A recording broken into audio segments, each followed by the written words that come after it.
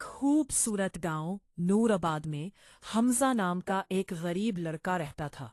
हमजा एक मेहनती लकारहरा था जो अपनी बीमार माँ के साथ एक छोटे से मिट्टी के घर में रहता था।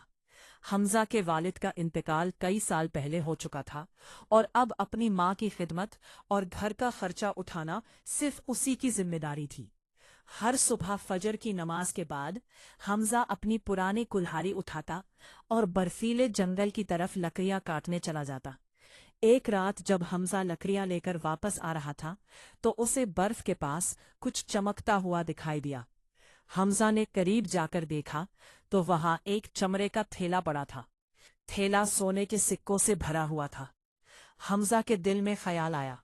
हमजा ने आसमान की तरफ देखा और आहिस्ता से कहा, हमजा, अस्तगफिरुल्लाह, ये मेरा नहीं है। हमजा ने ठेला बंद किया और अगली सुबह उसे मस्जिद ले गया। नमाज के बाद इमाम साहब ने ऐलान किया, इमाम, जिस किसी का सोने का थैला गुम हुआ है वो मस्जिद में आ जाए।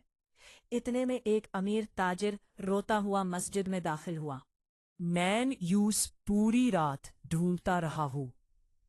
हमजा ने खामोशी से थैला ताजीर के हवाले कर दिया। लोग हमजा की ईमानदारी से बहुत मुतासिर हुए। ताजीर ने खुश होकर हमजा को इनाम दिया, उसकी माँ के इलाज का खर्चा उठाया और उनकी मदद शुरू कर दी। चंद ही हफ्तों में हमजा की माँ सेहतमंद हो गई। उनके घर में दोबारा खुशियां वापस आ गई। वक्त गुजरता गया, लेकिन नूराबाद के लोग आज भी हमजा की सच्चाई की मिसाल देते हैं। हमजा अक्सर बच्चों को समझाता था, बच्चों, हमेशा सच बोलना, अपने वालिदैन की खिदमत करना और हर हाल में अल्लाह पर भरोसा रखना।